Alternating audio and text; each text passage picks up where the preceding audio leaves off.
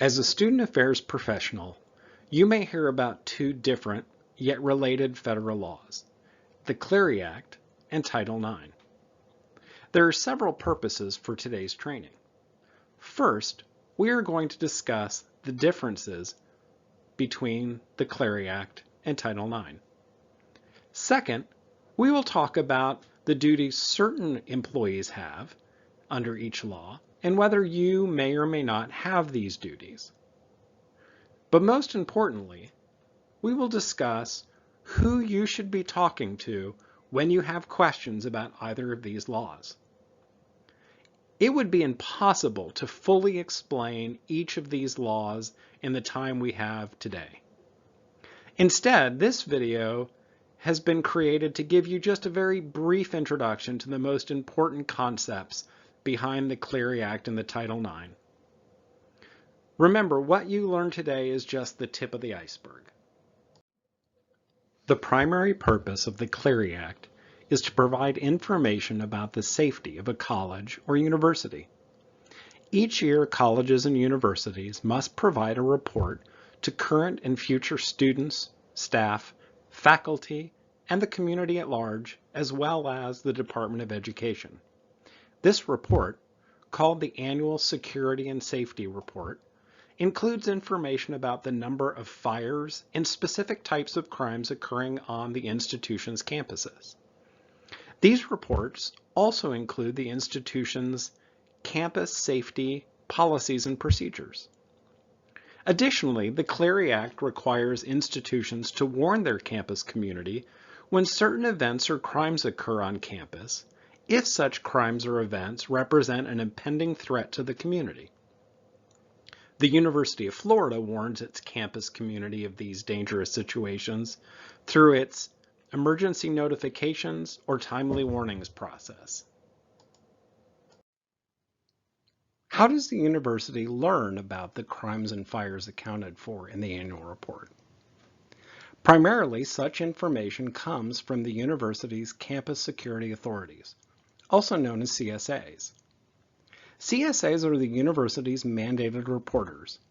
They are individuals who must report certain crimes when they learn of them.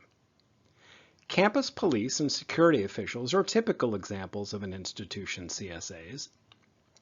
But the Clery Act's definition of CSA includes any university employee with significant responsibilities for student and campus activities.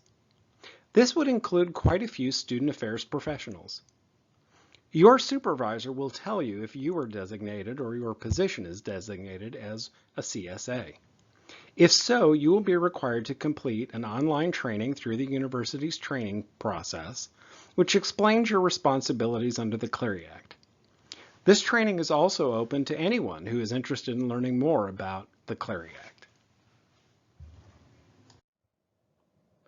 The Clery Act is a complex federal law.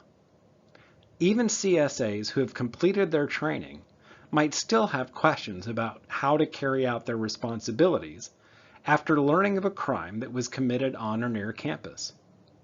Such questions might include, is this even a crime I need to report? Did this crime take place within the campus's Clery geography, a term CSAs will learn during their CSA training? Or even, how do I report these crimes again? Luckily, there is no need for CSAs to answer such questions on their own. Instead, anytime Clery Act questions arise at all, such questions should be directed to the Office of Clery Act Compliance. This office, housed in the university's police department, is responsible for overseeing the university's Clery Act compliance. Staff at the Clery office are extremely helpful and always willing to answer any questions anyone has about the Clery Act, as well as the university's Clery Act responsibilities. Now let's take a look at Title IX. Title IX is a federal civil rights law that protects students and employees at the university from sex-based discrimination. Historically, the focus of Title IX in higher education was ensuring gender equity in athletic programs. Beginning in 2011, however, the federal government made it clear that Title IX also covers sexual harassment, including sexual violence. Recently issued Title IX regulations require universities or colleges to take certain steps to remedy Title IX sexual harassment against students or employees that the institution learns about, if the harassment occurred within the institution's programs or activities. As was the case with the Clery Act, the University of Florida has designated certain employees as mandated reporters for Title IX purposes.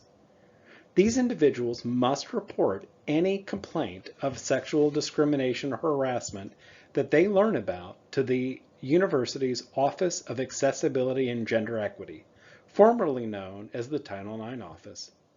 Your supervisor will notify you if you are a Title IX mandated reporter. If so, you will be required to complete a training to help you understand how to fulfill your responsibilities under these regulations.